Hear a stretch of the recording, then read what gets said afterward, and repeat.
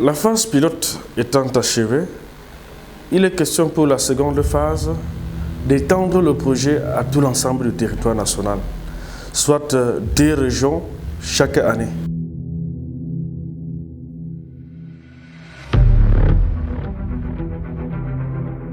Lionel Chouna, collaborateur Africa ID. Je voudrais dire un mot au directeur mais également de veiller à la corrélation des seuils de capture avec les niveaux d'infestation afin de prédire les rendements, et ceci dans toutes les zones agroécologiques du Cameroun.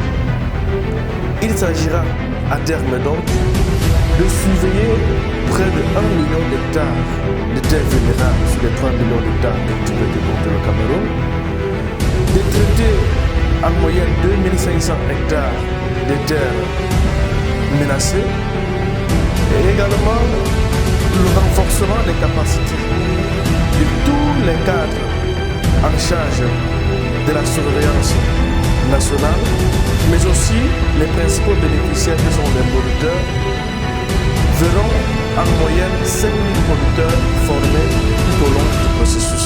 We're very pleased that we are engaged now in this partnership between Russell IPM, Africa IPM and the Ministry of Agriculture in Cameroon to first develop the awareness and the understanding of the usage of pheromones for the monitoring and identifying the thresholds of safe use of pesticides, but also to promote biopesticides and as an alternative to chemical pesticides to achieve a low pesticide residue food to the public and make it available for export. Le goal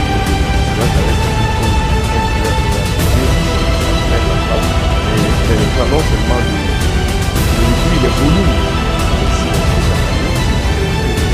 d'améliorer la production, la qualité de la nationale, de gérer plus rapidement les prix et partir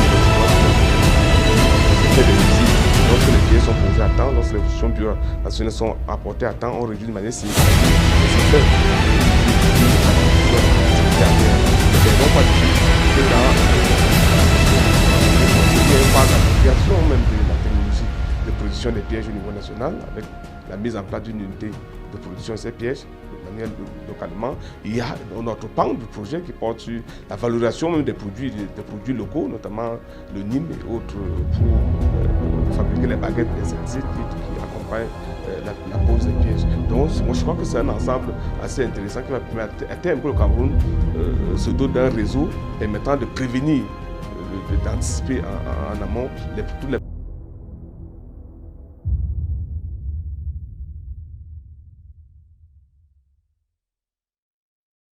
Parce qu'on va tester le dispositif et ça va permettre de savoir les corrélations, les adéquations entre les distances, les lieux.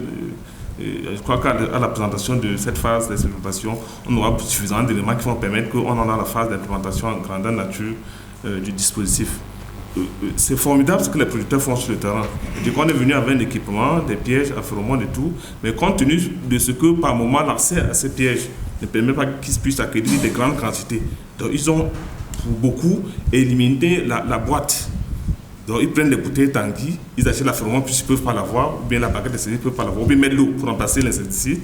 Quand il est plongé là, il ne peut plus bouger. Donc pour eux, ça fait effet d'insecticide. Ils achètent juste la phéromone, ils adaptent la bouteille Tanguy. Donc vous voyez comment, et ça permet que quand nous parlons des ratios de 1 piège par tel, ils peuvent multiplier et mieux sécuriser leurs exploitations. Donc c'est une forme d'application rapide d'une technologie qui montre l'intérêt que ces producteurs-là manifestent par rapport à ce travail. Il revient seulement une année de voir dans quelle mesure est-ce qu'on mettrait un dispositif qui va permettre que ça s'étende rapidement, parce que la surveillance est une problématique globale.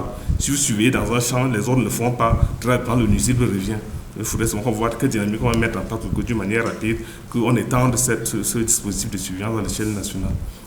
Nous faisons face à beaucoup de désagréments avec nos partenaires, surtout dans le cas de l'Union européenne, où nous exportons beaucoup de nos produits agricoles, que ce soit le cacao, les mangues et d'autres produits qui sont parfois refoulés au niveau des frontières parce qu'ils sont attaqués par certaines pestes. Nous avons également de nouvelles maladies, des pestes qui arrivent telles que la chenille légionnaire sur le maïs, sur le sorgho, qui sont capables de détruire des hectares et des hectares en une seule nuit.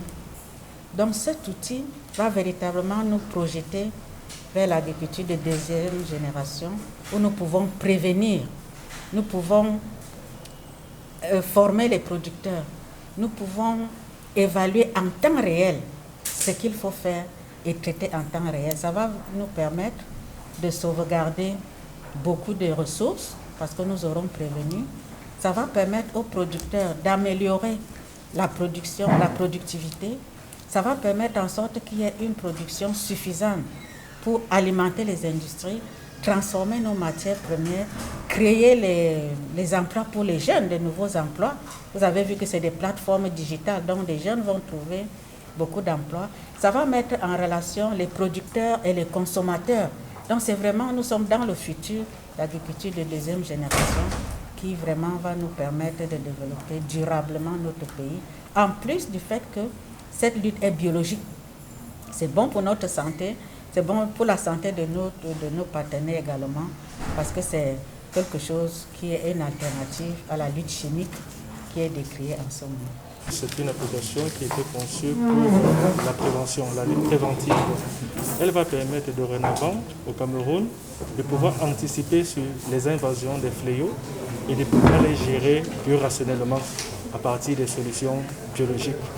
De là, cela va permettre donc de mettre sur le pas l'agriculture de seconde génération, cette agriculture de précision, permettre d'exporter de plus en plus les produits camerounais vers le marché de l'extérieur.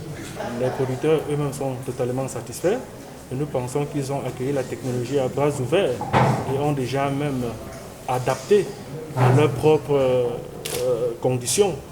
Donc les infestations concernant par exemple la chenille légionnaire d'automne, comme vous savez, qui fait environ 60% des dégâts, nous avons pu par le contrôle de ces fléaux à partir des solutions biorationnelles atteindre les 15%. Qui sont assez considérables et le challenge ne fait que commencer. Donc nous avons l'ambition d'étendre ce réseau aux autres fléaux sur le cacao, les mangues et toutes les cultures d'exportation. Et cela va permettre, n'est-ce pas, d'engager davantage les devises au niveau du Cameroun.